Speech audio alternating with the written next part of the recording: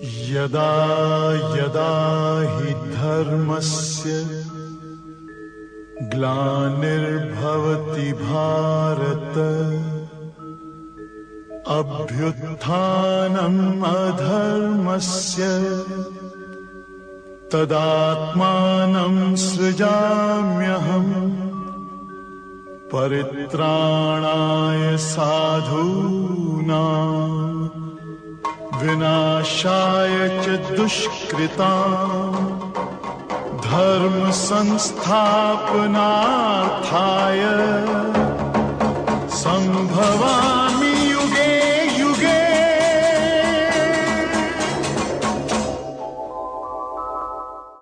गुरून् हत्वा हि महानुभावान् श्रेयो भोक्तुं भैक्षमपीह लोके हत्वार्थकामास्तु गुरूनिहैव भुञ्जीय भोगान् रुधिरप्रदिग्धान्। इन महानुभाव गुरुजनों को न मारकर मैं इस लोक में भिक्षा का अन्न भी श्रेयस्कर समझता हूं। यहां भिक्षा का अर्थ उदर पोषण के लिए भीख मांगना नहीं, बल्कि सत्पुरुषों की टूटी फूटी सेवा द्वारा उनसे कल्याण की याचना ही भिक्षा है। अन्नम ब्रह्मेति व्यजानात्। अन्न एकमात्र परमात्मा है, जिसे प्राप्त करके आत्मा सदा के लिए तृप्त हो जाता है, कभी अतृप्त नहीं रहता। हम महापुरुषों की सेवा और याचना द्वारा शनैः शनैः ब्रह्म पीयूष प्राप्त करें, किंतु ये परिवार न छूटे, यही अर्जुन के भिक्षान्न की कामना है। संसार में अधिकांश लोग ऐसा ही करते हैं। वे चाहते हैं कि पारिवारिक स्नेह संबंध न मारना पड़े और मुक्ति भी शनैः शनैः मिल जाए, किंतु चलने वाले पथिक के लिए, जिसके संस्कार इनसे ऊपर हैं, जिसमें संघर्ष की क्षमता है, स्वभाव में क्षत्रियत्व प्रवाहित है, उसके लिए इस भिक्षान्न का विधान नहीं है। स्वयं न करके याचना करना भिक्षान्न है। गौतम बुद्ध ने भी मध्यम निकाय के धम्म दायाद सुत्त में इस भिक्षान्न की आमिष दायाद कहकर उसे हेय माना है, जबकि शरीर यापन से सभी भिक्षु थे। इन गुरुजनों को मारकर मिलेगा क्या? इस लोक में रुधिर से सने अर्थ और काम के भोग ही तो भोगने को मिलेंगे।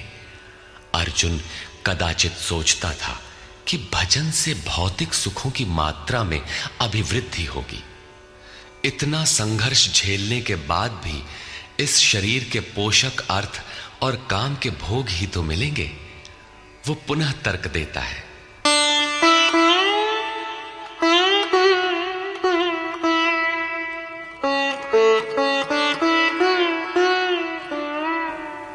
न चैतद्विद्मः कतरन्नो गरीयो यद्वा जयेम यदि वा नो जयेयुः यानेव हत्वा न जिजीविषामः तेव स्थिताः प्रमुखे धार्तराष्ट्राः। ये भी निश्चित नहीं है कि वो भोग मिलेगा ही।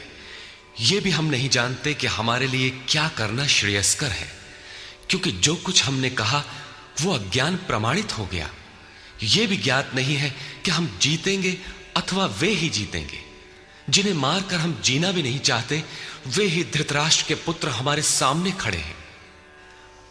अज्ञान रूपी धृतराष्ट्र से उत्पन्न मोह इत्यादि स्वजन समुदाय मिट ही जाएंगे, तब हम जीकर ही क्या करेंगे?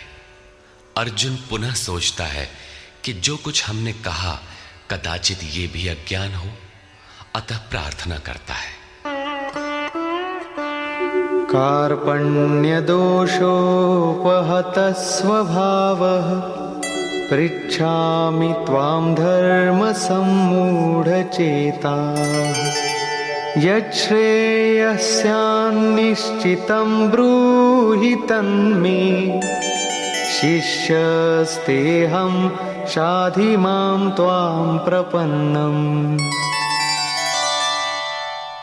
कायरता के दोष से नष्ट स्वभाव वाला, धर्म के विषय में सर्वथा मोहित चित्त हुआ मैं आपसे पूछता हूं, जो कुछ निश्चित परम कल्याणकारी हो वो साधन मेरे लिए कहिए। यहां अर्जुन ने पूर्ण समर्पण कर दिया। अभी तक वो श्री कृष्ण को अपने स्तर का ही समझता था, अनेक विद्याओं में अपने को कुछ आगे ही मानता था। यहां उसने अपनी बागडोर श्री कृष्ण को वस्तुतः सौंप दी। सद्गुरु पूर्ति पर्यंत हृदय में रहकर साधक के साथ चलते हैं। यदि वे साथ न रहे तो साधक पार न हो। युवा कन्या के परिवार वाले जिस प्रकार शादी विवाह तक उसको संयम की शिक्षा देते हुए संभाल ले जाते हैं, ठीक उसी प्रकार सद्गुरु अपने शिष्य की अंतरात्मा से रथी होकर उसे प्रकृति की घाटियों से निकालकर पार कर देते हैं। अर्जुन निवेदन करता है कि भगवान, एक बात और है। नहीं प्रपश्यामि ममापनुद्यात् यच्छोकमुच्छोषणमिन्द्रियाणाम् अवाप्य भूमावसपत्नमृद्धम् राज्यं सुराणामपि चाधिपत्यम्। भूमि पर निष्कंटक धन धान्य संपन्न राज्य को और देवताओं के स्वामीपन इंद्र पद को पाकर भी मैं उस उपाय को नहीं देखता जो मेरी इंद्रियों को सुखाने वाले शोक को दूर कर सके। जब शोक बना ही है तो ये सब लेकर ही मैं क्या करूंगा? यदि इतना ही मिलना है तो क्षमा करें। अर्जुन ने सोचा, अब इसके आगे बतावेंगे भी क्या? संजय उवाच। एवमुक्त्वा ऋषिकेशं गुडाकेशः परन्तप न योत्स्यैति गोविन्दम् उक्त्वा तूष्णीं बभूवः। संजय बोला, हे राजन, मोह निशाजयी अर्जुन ने हृदय के सर्वज्ञ श्री कृष्ण से ये कहकर कि गोविंद, मैं युद्ध नहीं करूंगा, चुप हो गया। अभी तक अर्जुन की दृष्टि पौराणिक है, जिसमें कर्म कांडों के साथ भोगों की उपलब्धि का विधान है, जिसमें स्वर्ग ही सब कुछ माना जाता है, जिस पर श्री कृष्ण प्रकाश डालेंगे कि यह विचारधारा भी गलत है।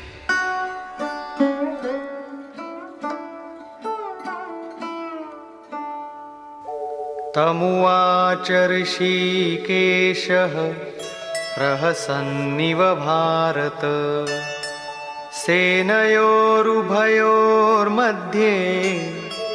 विषीदन्तमिदं वचः। उसके उपरांत हे भरतवंशी धृतराष्ट्र, अंतर्यामी योगेश्वर श्री कृष्ण ने दोनों सेनाओं के बीच में उस शोक युक्त अर्जुन को हंसते हुए से ये वचन कहा। श्री भगवान उवाच। अशोचानन्वशोचस्त्वं प्रज्ञावादांश्च भाषसे गतासून गतासूंश्च नानुशोचन्ति पंडिताः। अर्जुन, तू न शोक करने योग्यों के लिए शोक करता है और पंडितों के से वचन कहता है, किंतु बुद्धि संपन्न पंडित जन जिनके प्राण चले गए हैं उनके लिए तथा जिनके प्राण नहीं गए हैं उनके लिए भी शोक नहीं करते। तू पंडितों जैसी बातें भर करता है, वस्तुतः ज्ञाता है नहीं, क्योंकि न त्वेवाहं जातुनासं न त्वन्नेमे जनाधिपाः न चैव न भविष्यामः सर्वे वयमतः परम्। न तो ऐसा ही है कि मैं अर्थात सद्गुरु किसी काल में नहीं था, अथवा तू अनुरागी अधिकारी अथवा जनाधिपाह राजा लोग अर्थात राजसी वृत्ति में पाए जाने वाला अहम नहीं था, और न ऐसा ही है कि आगे हम सब नहीं रहेंगे। सद्गुरु सदैव रहता है, अनुरागी सदैव रहते हैं। यहां योगेश्वर ने योग की अनादिता पर प्रकाश डालते हुए भविष्य में भी उसकी विद्यमानता पर बल दिया। मरने वालों के लिए शोक न करने के लिए कारण बताते हुए उन्होंने कहा, देहिनोऽस्मिन् यथा देहे कौमारं यौवनं जरा तथा देहांतर प्राप्तिः धीरस्तत्र न मुह्यति। जैसे जीवात्मा की इस देह में कुमार, युवा और वृद्ध अवस्था होती है, वैसे ही अन्य अन्य शरीर प्राप्ति। इसलिए धीर पुरुष मोहित नहीं होता है। कभी आप बालक थे, शनैः शनैः युवा हुए, तब आप मर तो नहीं गए, पुनः वृद्ध हुए। पुरुष एक ही है। उसी प्रकार लेश मात्र भी दरार नए देह की प्राप्ति पर नहीं पड़ती। कलेवर का यह परिवर्तन तब तक चलेगा जब तक परिवर्तन से परे वस्तु नहीं मिल जाती। मात्रा स्पर्शास्तु कौन्तेय शीतोष्ण सुख दुःखदाः आगमापायिनो नित्याः तान् स्थितिक्षस्व भारत। हे कुंती पुत्र, सुख दुख, सर्दी और गर्मी को देने वाले इंद्रियों और विषयों के संयोग तो अनित्य हैं, क्षण भंगुर हैं। अतः भरतवंशी अर्जुन, तू इसका त्याग कर। अर्जुन इंद्रिय और विषय के संयोग जन्य सुख का स्मरण करके ही विकल था। कुल धर्म, कुल गुरुओं की पूज्यता इत्यादि इंद्रियों के लगाव के अंतर्गत हैं। ये क्षणिक हैं, झूठे हैं, नाशवान हैं। विषयों का संयोग न सदैव मिलेगा और न सदैव इंद्रियों में क्षमता ही रहेगी। अतः अर्जुन, तू इनका त्याग कर, सहन कर। क्यों? क्या हिमालय की लड़ाई थी जो अर्जुन सर्दी सहन करता? अथवा क्या ये रेगिस्तान की लड़ाई है जहां अर्जुन गर्मी सहन करे? कुरुक्षेत्र जैसा कि लोग बाहर बताते हैं समशीतोष्ण स्थली है। कुल 18 दिन तो लड़ाई हुई, इतने में कहां जाड़ा गर्मी बीत गई। वस्तुतः सर्दी गर्मी, दुख सुख, मान अपमान का सहन करना एक योगी पर निर्भर करता है। यह हृदय देश की लड़ाई का चित्रण है। बाहर युद्ध के लिए गीता नहीं कहती। यह क्षेत्र क्षेत्रज्ञ का संघर्ष है, जिसमें आसुरी संपद का सर्वथा शमन कर परमात्मा में स्थिति दिलाकर दैवी संपद भी शांत हो जाती है। जब विकार है ही नहीं तो सजातीय प्रवृत्तियां किस पर आक्रमण करें? अतः पूर्णत्व के साथ वे भी शांत हो जाती हैं, इससे पहले नहीं। गीता अंतरदेश की लड़ाई का चित्रण है। इस त्याग से मिलेगा क्या? इससे लाभ क्या है? इस पर श्री कृष्ण कहते हैं,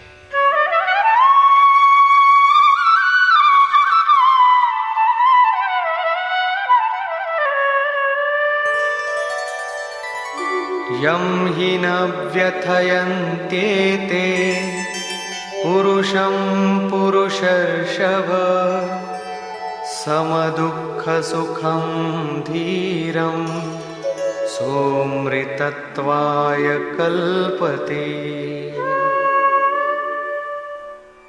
क्योंकि हे पुरुष श्रेष्ठ, दुख सुख को समान समझने वाले जिस धीर पुरुष को इंद्रियों और विषयों के संयोग व्यथित नहीं कर पाते, वो मृत्यु से परे अमृत तत्व की प्राप्ति के योग्य हो जाता है। यहां श्री कृष्ण ने एक उपलब्धि अमृत की चर्चा की। अर्जुन सोचता था कि युद्ध के परिणाम में स्वर्ग मिलेगा या पृथ्वी, किंतु श्री कृष्ण कहते हैं कि न स्वर्ग मिलेगा और न पृथ्वी, बल्कि अमृत मिलेगा। अमृत क्या है? नासतो विद्यते भावो ना भावो विद्यते सतः उभयोरपि दृष्टोऽन्तः त्वनयोस्तत्त्वदर्शिभिः। अर्जुन, असत वस्तु का अस्तित्व नहीं है, वो है ही नहीं, उसे रोका नहीं जा सकता और सत्य का तीनों काल में अभाव नहीं है। यदा यदा हि धर्मस्य ग्लानिर्भवति भारत अभ्युत्थानम् अधर्मस्य तदात्मानं सृजाम्यहम् परित्राणाय साधूनां विनाशाय च दुष्कृतां धर्म संस्थापनार्थाय